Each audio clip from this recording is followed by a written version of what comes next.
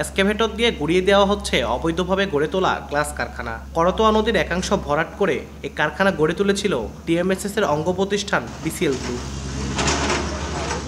বগুড়া সদরের পাগোপাড়া এলাকায় কারখানাটি গড়ে তোলা হয়েছিল নদীর 93.15 শতক জায়গায়। এছাড়া ঠ্যাঙ্গামারা এলাকায় টিএমএসএস অক্সিজেন প্ল্যান্ট, শহীদ মিনার ও ছাত্রাবাস নির্মাণ করে নদীর 16.97 একর জায়গা দখল করে প্রতিষ্ঠানটি। নদীর জায়গা দখলমুক্ত করতে জেলা প্রশাসনের উচ্ছেদ অভিযানকে স্বাগত জানিয়েছেন স্থানীয়রা। আওয়ামী লীগ সরকার ছিল তখন থেকে কিন্তু এই বিল্ডিংটা হয়ে যাচ্ছিল, তখন কিন্তু মানা করেনি কেউ। গ্লাস ফ্যাক্টরি টিএমএস থেকে দেওয়া হচ্ছে, উনি কিভাবে দিয়েছে আমরা জানি না। অবৈধ স্থাপনাগুলো প্রশাসনের লোকদের এটা ভেঙে দেওয়া হচ্ছে, তো এটা আগের মতো নদী হলেই সবচাইতে এলাকাবাসীর জন্য মনে হয় সুবিধা হবে।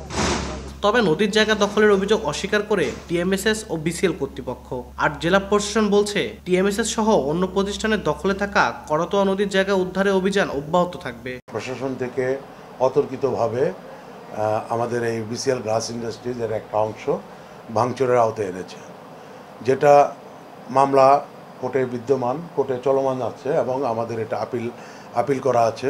আদালতের কোনো নিষেধাজ্ঞা নেই, যার কারণে আমরা আমাদের উচ্ছেদ অভিযান পরিচালনা করছি এবং নদীকে আমরা দখলমুক্ত করব এবং একইভাবে করতোয়া নদীর তীর ঘেঁষে যে সকল অবৈধ স্থাপনা রয়েছে, শুধু টিএমএসএস না, যত স্থাপনা রয়েছে সবগুলোই আমরা অপসারণ করব। করতোয়া নদীর এমন দখল নিয়ে গত বছরের ডিসেম্বরে প্রতিবেদন প্রচার হয় সময় সংবাদে।